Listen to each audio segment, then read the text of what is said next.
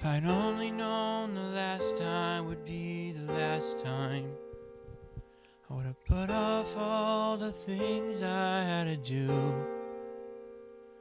I would have stayed a little longer, held on a little tighter. Know what I'd give for one more day with you.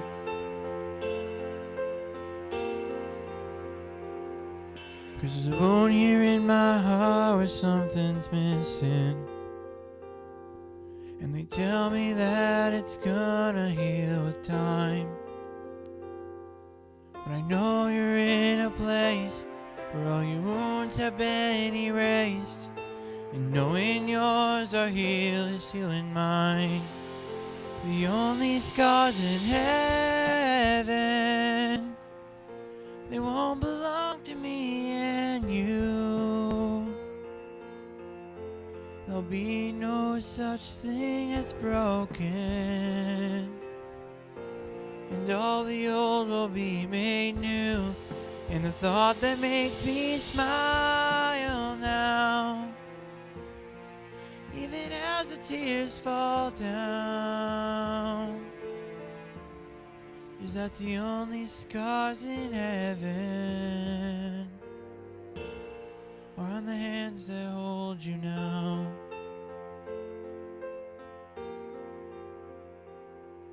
I know the road you walked was anything but easy.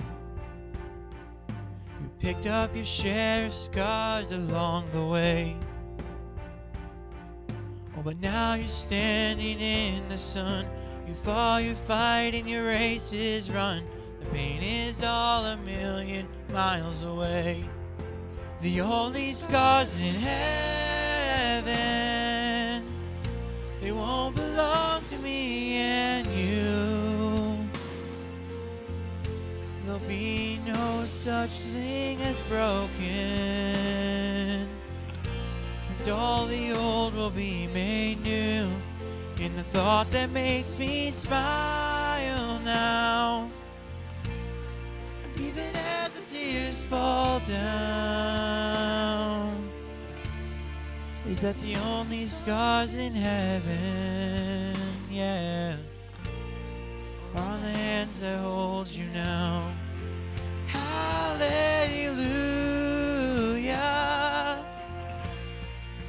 hallelujah, hallelujah, for the hands that hold you now. There's not a day goes by that I don't see you. You live on in all the better parts of me, until I'm standing with you in the sun. I'll fight this fight in this race I'll run, until I finally see what you can see.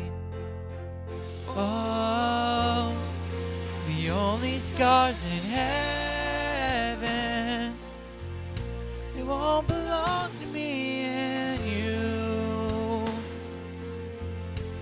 There'll be no such thing as broken, and all the old will be made new. In the thought that makes me smile now, and even as the tears fall down, is that the only scars in heaven are on the hands that hold you now.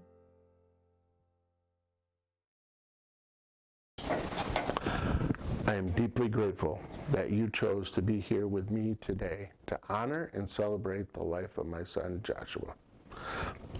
I just want to take a few minutes to tell you about him. Joshua was born at Fort Polk, Louisiana in 1892. Just 10 days later, he was medevaced to Fort Sam Houston, Texas, where he was diagnosed with hypoplastic left heart syndrome. He was then transferred to the University of Texas Hospital for treatment. From the very beginning, Joshua endured more than most of us could imagine. Multiple surgeries, countless hospital stays, and unimaginable pain. Joshua was on multiple meds with 6 liters of oxygen, that just allowed him to have clarity and kept his saturations above 84%. But through it all, he remained happy and joyful, a person who truly lived every day to the fullest. He had a passion for cars and trucks. He loved to drive and he loved to watch racing. He cherished time with his family, especially playing games, not for the sake of winning or losing, but to simply be with the people that he loved. Joshua always laughed at my jokes, not because they were funny, but because he had such a good heart. If I had more time, I would tell him just how much I loved him and how incredibly proud I was of him. Every day of his life was a battle, to breathe, to move, to keep going. But he never let that define him. Even after suffering a brain bleed that left the left side of his body immobile, he never complained. He wasn't angry. He was thankful for just one more day. That was Joshua, resilient, grateful, and full of life. His laughter still echoes in my heart. It's difficult to find words to express the depth of my sorrow today. I will always cherish the time that I had with him, and I will forever be thankful for the joy that he brought into our lives. Though our hearts are heavy, I honor his memory, and I will carry his light with me always. No one knows how much time they have on earth, but Joshua knew his days were numbered and be less than the norm. I do not believe he blamed God for this. Because of his situation, his hospital stage, he was able to not have to look far to see someone in the same situation or even worse. I believe that is true for each and every one of us. I believe he never lost his love for God, and he always knew that God had a plan for him. Throughout his journey, we witnessed that what could only be described as acts of God. His grace showed up most clearly when we were at our lowest. There were moments where we felt we hit a brick wall, trapped, unsure of what to do next, and then, just at the right time, a window would appear. Sometimes the window would require a ladder to reach, but if we looked around, a ladder was there too. And at our darkest hours, there would be a door where we could move forward. His testimony of faith has been shaped by so many people throughout his life. People's teaching, their willingness to talk to him and visit him when he had questions. Some taught him in kids' worship, Sunday school, VBS, cadets, and youth groups all the way through high school. Others brought him pizza or even had it delivered to Josh and his wife. All I can say is thank you. Thank you for those that were walking with him and with us. I would like to take a moment to recognize somebody very special, Joshua's wife. As I look at the stage at church, I am reminded that is where their journey together began. It was there they were married and made vows to one another.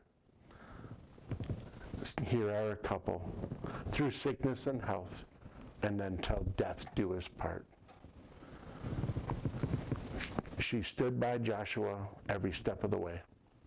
Her love and strength, unwavering presence meant everything to him and to his parents. She showed him all what was true commitment looks like.